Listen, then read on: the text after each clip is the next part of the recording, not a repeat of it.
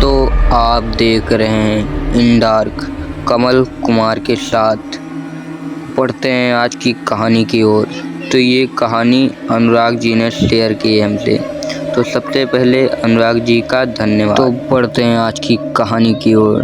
तो अनुराग जी ने बताया था कि हमारा पूरा परिवार जाने वाला था। ट्रेन की टिकट भी पापा ने बुक करा ली थी। ट्रेन वाले दिन हम लोग समय रहते न्यू दिल्ली रेलवे स्टेशन पहुँचे। ट्रेन 8 बजे की थी और हम लोग 7 ही बजे पहुँच गए थे।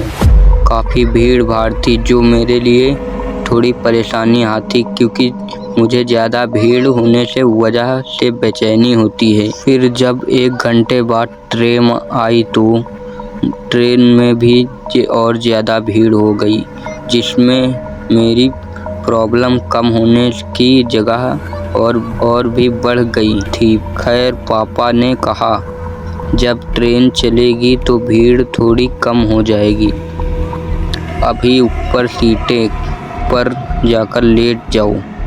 फिर मैं पापा के कहने पर ऊपर सीट पर जाकर लेट गया और तभी ट्रेन खुली और तकरीबन 10 बजे के आसपास जाकर ट्रेन में थोड़ी शांति हुई और फिर हम सब ने रात का खाना खाया और सो गए। मगर मेरी नींद लगभग 2 बजे रात को अचानक ही खुल गई। उस वक्त ट्रेन में सभी सो रहे थे। ट्रेन में सिर्फ नाइट लाइट जल रही थी। तभी मैं वॉशरूम जाने के लिए सीट से नीचे उतरा। वॉशरूम के पास पहुंचा तो देखा कि ट्रेन किसी स्टेशन पर रुकी है। तभी मैं ट्रेन से नीचे उतरा। स्टेशन पर काफ़ी अंधेरा था, मगर सभी लोग चल फिर रहे थे।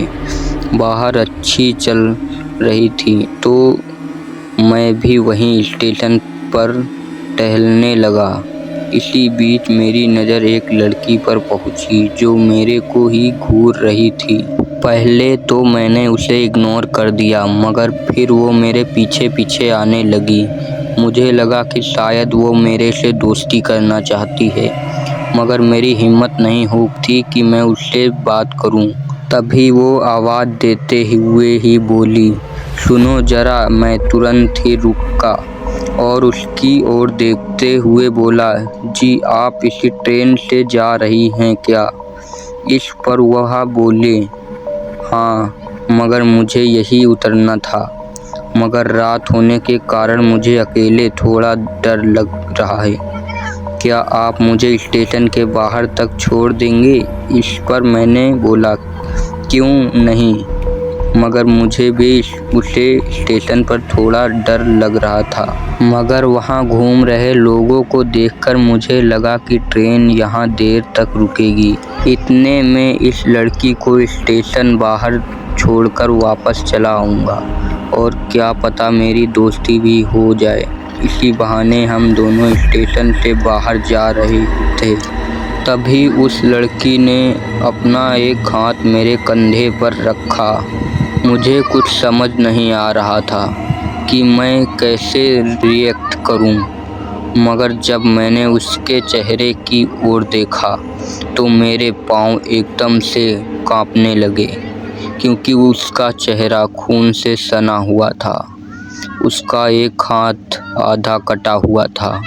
उसे वक्त मुंह से एक बार ही जोर की चीख निकली और फिर मेरी आवाज़ एकदम से बैठ गई, क्योंकि तभी वही लड़की ने मेरी गर्दन में अपने लंबे लंबे नाखून घुसा दिए और मैंने देखा कि वह स्टेशन अचानक इस इंसान हो गया। मैं अपने घुटनों के बल नीचे बैठ गया।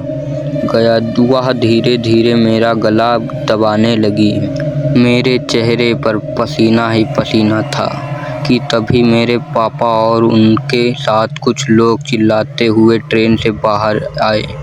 चिल्लाते ही वह लड़की एकदम से हवा में गायब हो गई, मगर मैं काफ़ी जख्मी हो चुका था। मेरे गर्दन से खून बह रहा था, जो कि बंद ही नहीं हो रहा था। मैं बस बेहोश हो गया। तभी मुझे अस्पताल ले जाया गया, क्योंकि मेरी तबीयत काफ़ी बिगड़ गई थी। अस्पताल में मुझे 1 हफ्ता रहना पड़ा। खैर मैं तो बच गया। इस हादसे से मैं तो ट्रेन में सफ़र करने से ही डरता हूँ। तो यही थी आज की कहानी।